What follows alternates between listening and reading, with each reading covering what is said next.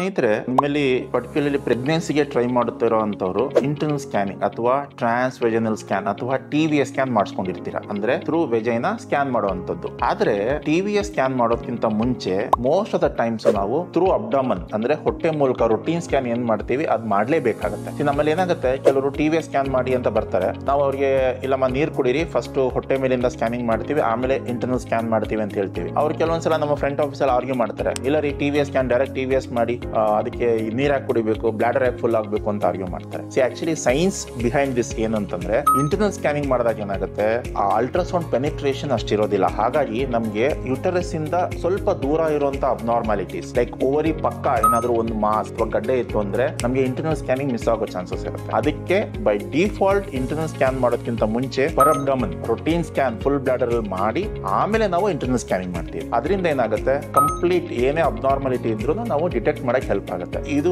ನನ್ನ ರಿಕ್ವೆಸ್ಟ್ ಏನು ಅಂತಂದ್ರೆ, ಈ ವಿಡಿಯೋನ ನೀವು ಶೇರ್ ಮಾಡ್ಲೇಬೇಕು. ಯಾಕಂತಂದ್ರೆ ತುಂಬಾ ಜನಕ್ಕೆ ಏನಂತಂದ್ರೆ ಟಿವಿಎಸ್ ಅಂದ್ರೆ ಅವ್ರು ಮೆಂಟಲಿ ರೆಡಿ ಆಗಿ ಬಂದ್ಬಿಡ್ತಾರೆ, ಓಕೆ ಡೈರೆಕ್ಟ್ ಆಗಿ ಹೋಗಿ ಟಿವಿಎಸ್ ಮಾಡಿಸ್ಕೊಳ್ಳೋದು, ನೀರು ಕುಡಿಯೋ ಅವಶ್ಯಕತೆ ಇಲ್ಲ, ವೆಯ್ಟ್ ಮಾಡೋ ಅವಶ್ಯಕತೆ ಇಲ್ಲ ಅಂತ. ಆದ್ರೆ ಈ ವಿಡಿಯೋನ ಶೇರ್ ಮಾಡಿದ್ರೆ ಅವ್ರಿಗೆ ಆ ಇಂಪಾರ್ಟೆನ್ಸ್ ಗೊತ್ತಾಗುತ್ತೆ. ಟಿವಿಎಸ್ ಗಿಂತ ಮುಂಚೆ ಪರ್ ಅಬ್ಡಾಮನ್ ಸ್ಕ್ಯಾನ್ ಅಥವಾ ರೂಟೀನ್ ಸ್ಕ್ಯಾನ್ ಸಹ ಏನಕ್ಕೆ ಮಾಡಬೇಕು ಅನ್ನೋದು ಅವ್ರಿಗೆ ಗೊತ್ತಾಗೇ ಆಗುತ್ತೆ.